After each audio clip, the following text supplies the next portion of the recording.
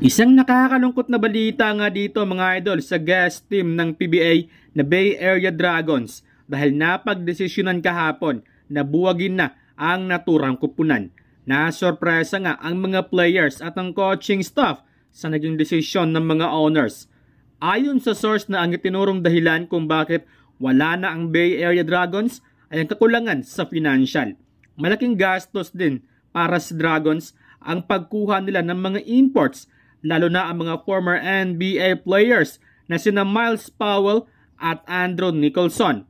Idagdag mo pa dyan ang expenses din ang kanilang pagtira sa luxurious Shangri-La sa BDC sa tangig ng almost 6 months. Ayon sa source na alam na umano ni Bay Area Dragons Brian Gorjan ang nangyari sa naturang kupunan bago ang laban nila kontra sa Slovenia sa Okinawa sa Japan. Last season ng EASL ay nagkaroon sana sila ng home-away format sa Japan, Korea, Philippines at Taiwan.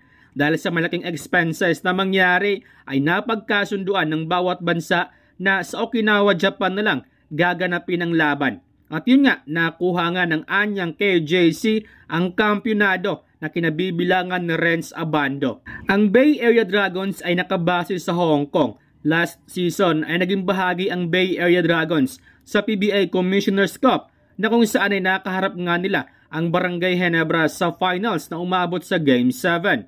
Sa pangalawang pagkakataon sana ay muli sanang babalik ang Bay Area sa PBA upang makipaglaro ulit sa mga local teams para sa PBA Commissioner's Cup. Ngunit hindi na nga ito mangyari.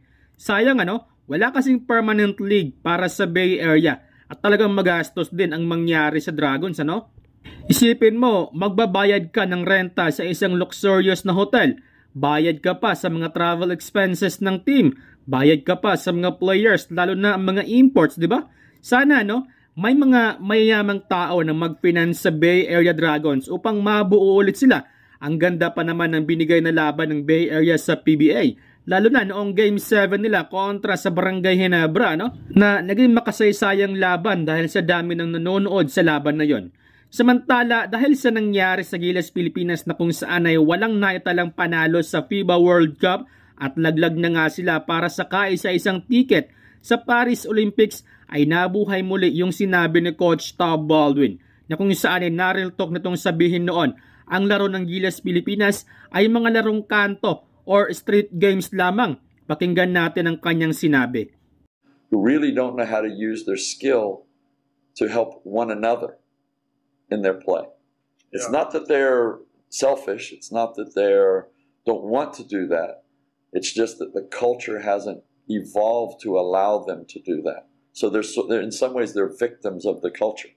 Mm-hmm. And it's a shame because, and I think Terrence Romeo is one, and I love Terrence. I think he's a tremendous player. But you take the ball out of his hands, he has a hard time being effective on the floor. Put the ball in his hands, he can do amazing things, either from his hands to the rim or his hands to a shooter. But Terrence would have very few what we call hockey assists, reading one step beyond what happens when the ball leaves his hands. And this is where I think great basketball and great basketball players live. So, that's my view. Ganito rin ang sinabi ng isang batang European player mula sa Finland na nakaharap ng Gilas Pilipinas sa isang tune-up game sa Europe na kung saan ay sinabi nga nito na open games ang ginawa ng Gilas Pilipinas na ang ibig niyang sabihin ay larong walang referee or larong kanto lamang. Napansin niyang kanya-kanya ang laruan ng Gilas Pilipinas. Sa Europe kasi, bukod sa mabibilis sila, ay hindi sila masyadong nag-dribble. Kaya hindi natin matatanggi na magaling sa passing ability etong mga European players. Kaya minsan, madalas nating sabihin na European coach ang dapat kunin ng Gilas Pilipinas. Bakit?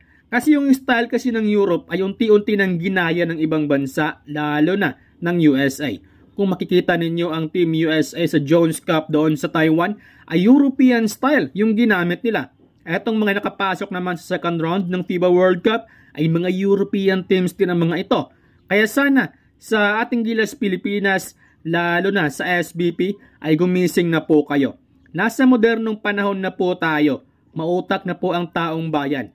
Alam na nila kung ano ang tama at mali. Alam na din nila kung ano ang dapat at hindi.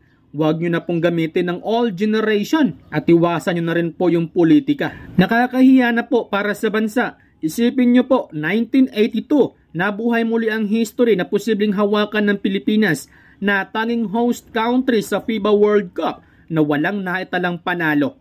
Kilala ang mga Pilipino na palaban, hindi sumuko, pero mag-iwan ka ng ganito karuming history, abay nakakahiya na po. Grabe naman yon. 4 games ng Gilas Pilipinas, wala ni kahit isa. Kahit sa Angola man lang sana. Eto mga idol, move on na tayo sa FIBA World Cup. At eto, tutukan naman natin ang paparating na Asian Games. Dito, patunayan kung sino nga ba ang pinakamalakas na bansa sa buong Asia pagdating sa basketball. Sa ngayon ay puspusan na ang pag-iensayo ni Justin Brownlee dahil siya ang maging naturalized player ng ating Gilas Pilipinas. Dito, patutunayan ni Brownlee na importante ang chemistry sa team, lalo na kung matalo ng Gilas Pilipinas ang Japan na tumalo sa Finland at Venezuela, China na tumalo sa Angola na tumalo naman sa Pilipinas. Baka sabihin nyo na di pa rin counted yan dahil wala na sa China ang kanilang naturalized player habang wala na rin si Watanabe sa Japan. Hindi pwedeng maging rason yan mga idol dahil sa Gilas posibleng babalik na sa kanilang mother team sa Japan sina Kai Soto, AG Edo, Dwight Ramos at Kiefer Rabena. Si Clarkson babalik na sa USA. Ang mangyari dito, posibleng kunin ulit nila yung ginamit nila sa SEA Games. Posibleng sa kalagitnaan ngayong buwan, magsisimula ang Asian Games doon sa China. Player maglaro, huwag nyo nang habulin. Kung yung isang player na injured, huwag nyo nang hintayin. Dahil sumatotal, katulad ni Scottie Thompson, na injured, hinintay natin. Lumabas ho yung deconditioning niya dito sa liga, sa World Cup pa. Pero sabi ko nga po, bago magkaroon ng problema with the players, with some other individuals sa national team natin, dapat nasusolusyonan na yan. And with your personality, alam ko matigas ka din eh. Alam ko may pride ka rin sa sarili mo eh. 'Di ba? Yan yung isa sa mga nagiging problema. At isa pa, Coach Chot, dito, dribble and drive mo hindi na ho angkop yan sa present day basketball. Yung dribble and drive natin, naging effective po yan from way back. From almost 10 years ago, kasi meron kang Jason Castro at Jimmy Alapag sa team mo. Ngayon, wala ka eh. Wala kang ang point guard, ipinilit mo pa yung dribble and drive mo. Ang dalas pa natin mag-small ball doon sa mga laro. Ang lalaki ng kalaban natin against Italy kagabi, nag-small ball ka. Ang ganda ng laro ni Junmar, nilabas mo. Dapat yung sistema mo, Coach Chot, ibinagay mo doon sa mga available players na nasa lineup mo. At bukod doon, yung mga players na kinuha mo sana, yung mga players na karapat dapat maglaro para sa Gilas. Babalik tayo sa sinabi ko a few weeks back. Best of the best sana ang dinala mo doon. Kaso 3-point shooter, point guard, defender, wala tayo.